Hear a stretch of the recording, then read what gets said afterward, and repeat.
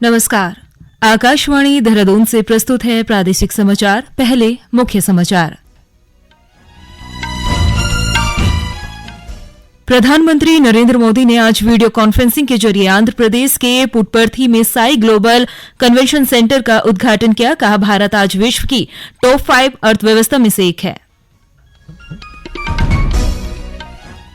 One विभाग ने इस साल प्रदेश के 14,264 हेक्टेयर क्षेत्र में 1,29,00,000 पौधारोपण करने का लक्ष्य रखा है। प्रदेश में आज से सावन महीने की कांवड़ यात्रा शुरू। गंगाजल लेने के लिए बड़ी संख्या में पहुंच रहे हैं श्रद्धालु। और चंपावत जिले के लोहाघाट में 5 दिवसीय देवीधार महोत्सव समापन। दोपहर समाचारों के साथ मैं प्रियंका मलिक और अब समाचार विस्तार से।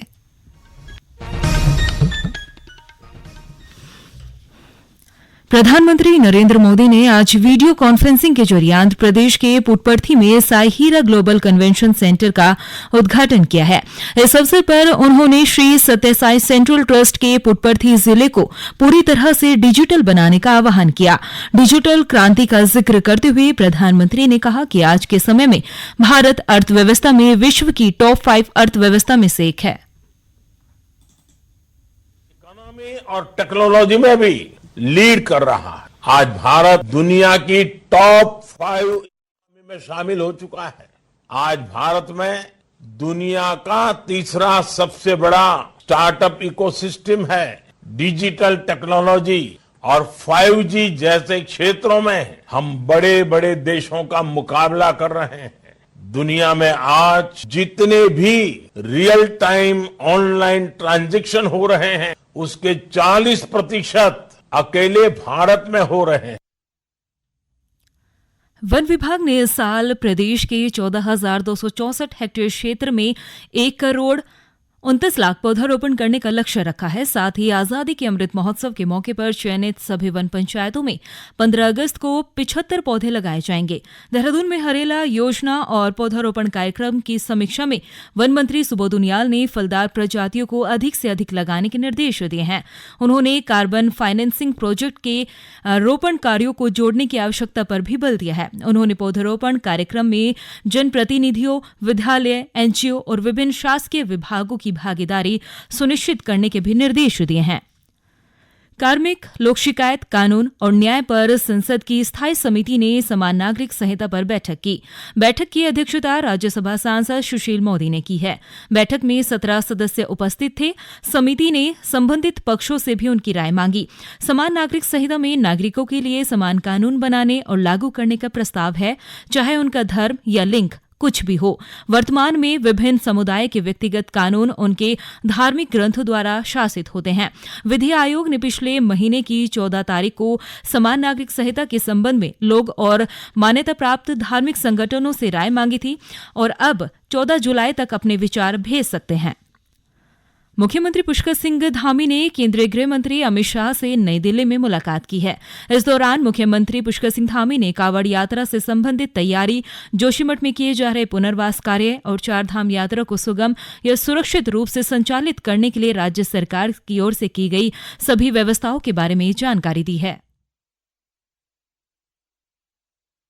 जी से चूंकि हम लोग समय समय पर मार्गदर्शन लेते रहते हैं। अभी इस समय में चारधाम यात्रा चल रही है, कांवड़ यात्रा चल रही है और हमारा राज्य जो 2 अंतर्राष्ट्रीय सीमाओं से लगा प्रदेश है, जैसे कि हमारा अभी जोशीमठ का आपदा का कालखंड रहा, उसमें भी माननीय गृह मंत्री जी ने लगातार उस पर हम लोगों को मार्गदर्शन किया है, लगातार सहायता के लिए वहां से अनेकों टीमें भेजी हैं। उसके लिए मैंने उनका धन्यवाद भी किया और आगे के लिए मार्गदर्शन लिया। धन्यवाद।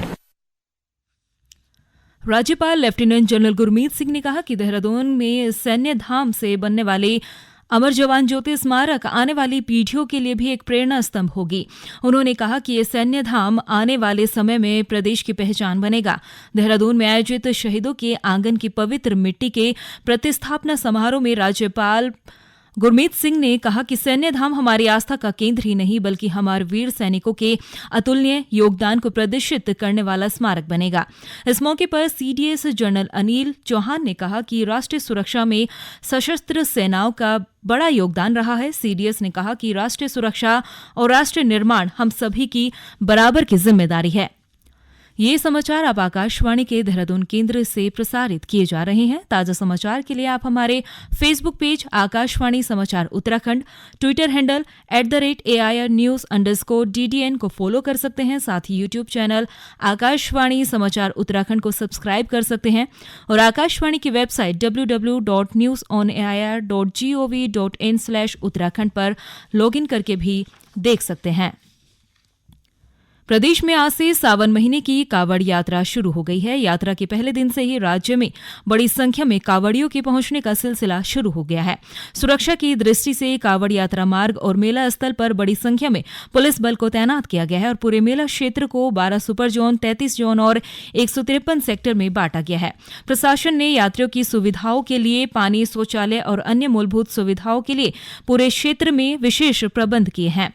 साथ ही गर्मी से निजात दिलाने के लिए विभिन्न स्थानों पर पानी के फुआरों की व्यवस्था की गई है। यात्रा को सुगम बनाने के लिए पुलिस ने जिले के मुख्य स्थानों पर यातायात डायवर्ट भी किया है।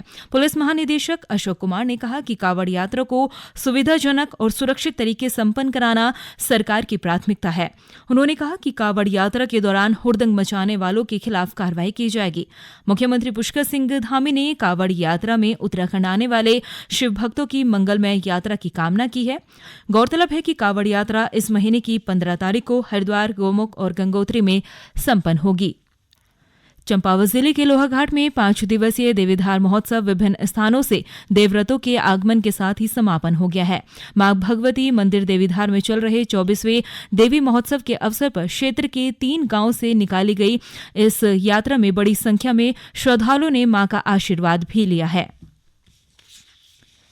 पशुपालन मंत्री सौरभ बहुगुणा ने पशुओं को लंपी जैसे खतरनाक वायरस से बचाने के लिए पशुपालन विभाग को पूरी तरह से तैयारी करने के निर्देश दिए हैं। उन्होंने संबंधित अधिकारियों को पशुओं की टीकाकरण और इलाज सहित अन्य तैयारियां करने के निर्देश दिए। गौरतलब है कि पिछले साल प्रदेश में रिकॉर्ड तोड़ पशुओं का टीकाकरण किया गया था। चंपावत में राज्य कर विभाग की बिल लाओ इनाम पाओ योजना के तहत जिले में विजेता उपभोक्ताओं को पुरस्कार देकर सम्मानित किया गया। राज्य कर विभाग की कर अधिकारी शांतिलाल ने बताया कि जीएसटी और बिल देश की अर्थव्यवस्था में महत्वपूर्ण योगदान देती है। उन्होंने बताया कि उपभोक्ता बिल बेस पर खरीदारी कर ईमानदारी से टैक्स दे रहे हैं और बिल को राज्य कर के पोर्टल में अपलोड किया जा रहा है। उपभोक्ता विजय भट्ट ने बताया कि देश की अर्थव्यवस्था में टैक्स का महत्वपूर्ण योगदान है। व्यावसायिक खरीदारी के दौरान जीएसटी का ईमानदारी से भुगतान किया जाए तो देश के विकास में अहम योगदान रहेगा। उन्होंने अन्य लोगों से भी आग्रह किया है कि जीएसटी का भुगतान कर देश के विकास में अपना महत्वपूर्ण योगदान जरूर दे। गढ़वाल मंडल के कमिश्नर विनय शंकर पांडे ने कहा कि 4 धाम और कावड़ यात्रा के साथ ही वर्षा सीजन में बंद मार्गों को बहाल रखना उनकी प्राथमिकता है। देहरादून में पत्रकारों से बातचीत में श्री पांडे ने कहा कि मानसून के दौरान राशन और स्वास्थ्य संबंधी समस्याओं को प्राथमिकता के तौर पर पूरा किया जाएगा। उन्होंने कहा कि हरिद्वार में मेला व्यवस्थाओं का जायजा वो खुद लेंगे। उन्होंने कहा कि उनका मकसद प्रदेश के लोगों तक सरकार की योजनाओं का लाभ पहुंचाना है। गढ़वाल कमिश्नर ने कहा कि कमिश्नरी मुख्यालय पौड़ी में भी है और इसलिए महीने के वो 10 दिन पौड़ी में रहकर लोगों की समस्याओं का समाधान जरूर करेंगे। मौसम विभाग ने अगले 24 घंटे के दौरान राज्य के अधिकांश क्षेत्रों में भारी बारिश की संभावना जताई है। विभाग ने इस दौरान देहरादून, टिहरी, चमोली, पिथौरागढ़ और बागेश्वर जिलों में कहीं कहीं मूसलाधार बारिश की संभावना जताई। इस बीच प्रदेश के अधिकतर हिस्सों में रात से रुक रुक कर बारिश का दौर जारी है और कुछ हिस्सों में बादल भी छाए हुए हैं। बारिश से कुछ मार्ग और ग्रामीण सड़कें प्रभावित हुई है, जिन्हें खोलने के प्रयास जारी है। और अंत में मुख्य समाचार एक बार फिर।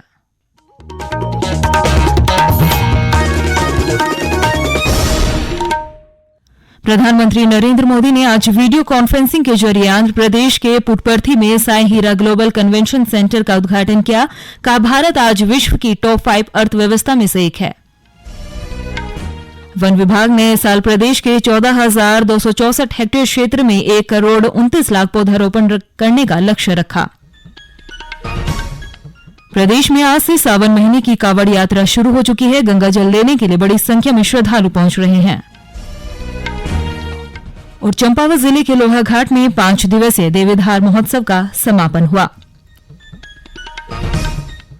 इसके साथ ही प्रादेशिक समाचार का ये बुलेटिन समाप्त हुआ। नमस्कार।